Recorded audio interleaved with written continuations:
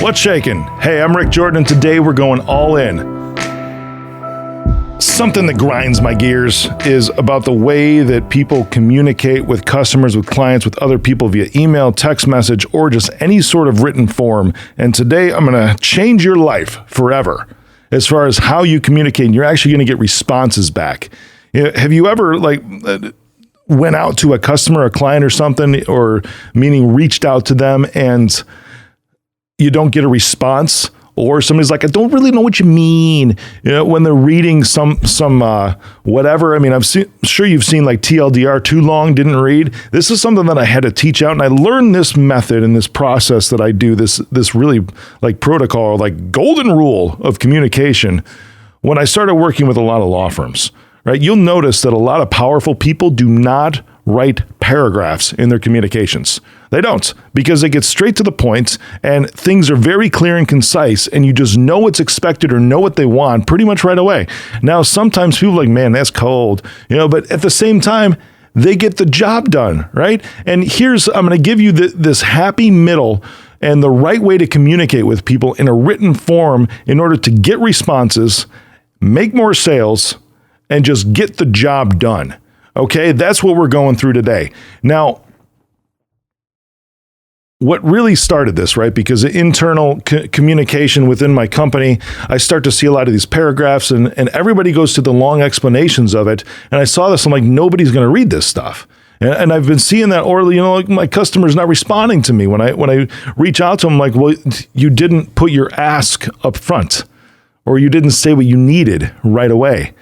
And it's like, well, what do you mean? I'm like, take a look at what happens with lawyers, right? Have you ever communicated with a lawyer? Pretty much right out of the gate, they'll be like, hey, I need you to do this. And then sometimes that's the whole friggin' email. Sometimes that's the whole text message. This is going to change your life. And you could think right now that this is going to make you sound cold, uncaring, name any negative term or adjective that you want.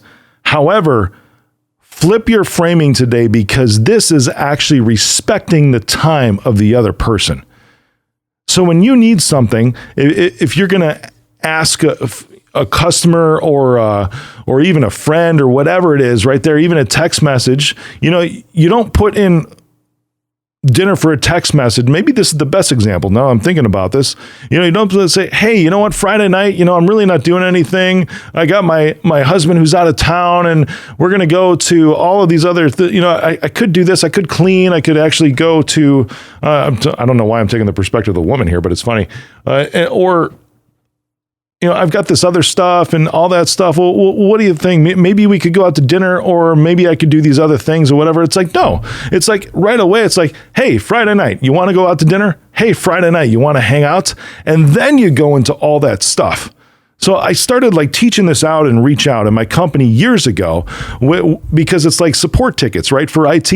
And they would go through, it's like, hey, this is performing this way or whatever, and they go through like these 3 paragraphs of stuff. I can't even give the examples of what it would say. It's like, because this app doesn't do this, but this other app does it. So maybe we could go there and all this stuff. And then at the very bottom, like building up, all this suspense as I looked at this thing. And then at the very bottom, it's like, could you just let me know which way you want to go? Okay, thanks, goodbye. And after like paragraphs of crap, and it's just no response to these things, rather than saying right at the top, hey, I have a decision for you to make. Would you like to do this?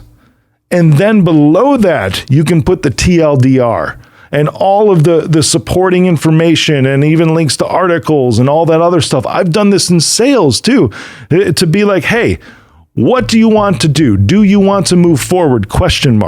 And then everything else, like last meeting, we talked about this and we told you we can meet your demands here. Last or 2 weeks ago, we went through this and you were ready to move forward, but your finances had some issues with them for that time period and needed to wait 2 weeks. But you're putting up front, it's like, would you like to move forward? You're putting the ask right away, right at the beginning. You have to save your pleasantries towards the end.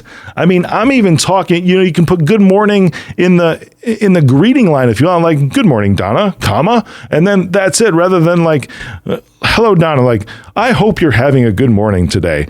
The weather outside is fantastic today, isn't it? You know what? Last night I decided to have some dinner, and you put all this crap up front. People are not going to read. You are disrespecting their time when you do that stuff. Save the pleasantries towards the end. This even comes down to like in-person meetings.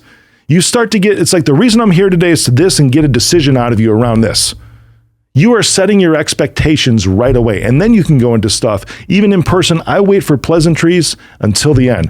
And then it's like, hey, how'd your daughter do in that competition the other day? They're like, oh, that's awesome. Thanks. Great for that. You can leave them with a phenomenal impression. Same in written forms of communication. And that's what I'm really getting on today is in written form of communication, it is your ask up front. Very first thing. Then your supporting information. And then after that, can be your niceties, can be your roundup to leave a good personal impression. Like, hey, I remember your son just graduated last week. How did that go? Did he throw his hat up? All of those other things, and then that's it. And then you can sign off. But your ask has to go up front. You are respecting the people's time that you're dealing with, and it is so much more effective because it is simple and clear. And I'm going to give you a hard and fast rule for this. Your ask should be no more than 2 sentences. I used to say 1 sentence, but I'm going to give you a little leeway here. No more than 2 sentences. Most of mine are always 1 sentence. That's it. And then go into whatever supporting information you feel is necessary there.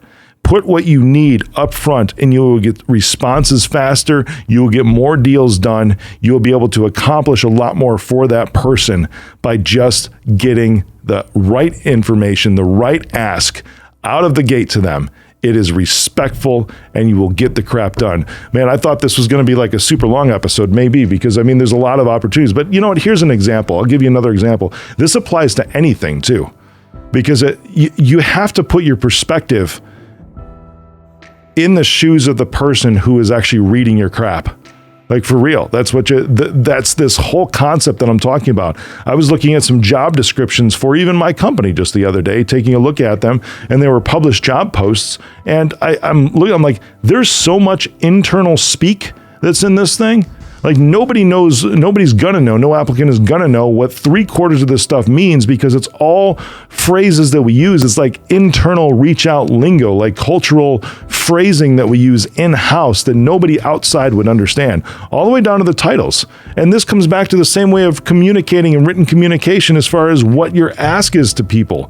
The reason why I'm saying put yourself in their shoes, would you like to read something that is just paragraph upon paragraph and paragraph, and then finally at the end, it's like you just get bored. I don't read that stuff. It takes too much time. Please get down to it. And then when I'm interested, if I want more supporting information, I will continue reading. And then you get down to the end, it's like, oh, this is nice. This is going to change your life by just doing this one thing, and you're going to have to retrain your brain to do this, is put your ask up front.